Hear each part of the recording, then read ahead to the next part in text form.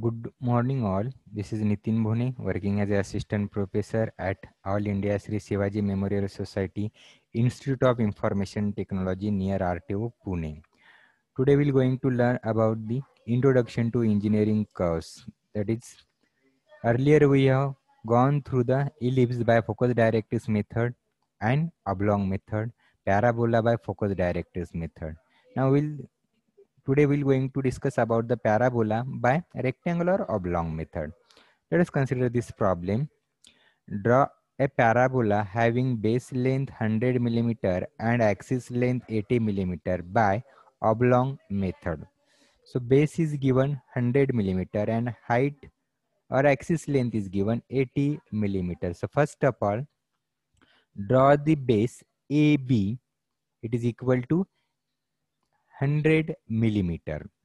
Then take midpoint of AB and draw CD. CD represent the axis. Axis length is given, that is 80 millimeter. So CD length is 80 millimeter and AB length is 100 millimeter. Complete the rectangle by drawing the horizontal line parallel to AB. That is A, B, E and F. So in this rectangle, bigger rectangle, there are two rectangles. First, we will consider the A, D, C and F. So in this we will construct half portion of the parabola by using the rectangle method.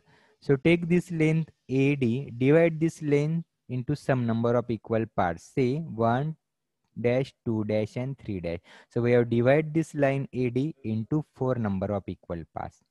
Similarly, divide this AF length into same number of equal parts, say 1, 2 and 3. So we have divided this length into 4 number of equal parts. If suppose I divide this AD length into 5 parts, so you suppose to divide this AE length into 5 parts. So depending upon the division of AD, we have to divide this and this into same number of equal parts. Then join 1 with C, 2 with C and 3 with C. Draw the line passing through 1 dash. It will intersect the line 1 dash to C at a point P1. Then draw perpendicular from 2 dash till 2 dash C. It will intersecting the point, label it as a point P2. Then from 3 dash to draw a perpendicular at a point 3 dash. It will intersecting the line 3 to C at a point P3. Join A with P1, P2, P3 and C by using the French curve or smooth curve. So in this way we have obtained half portion of the parabola by using the oblong method or rectangle method.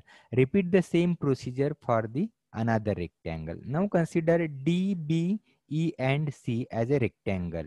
Divide this length into some number of equal parts, 4 dash, 5 dash and 6 dash. So I have divided this BD length into 4 parts.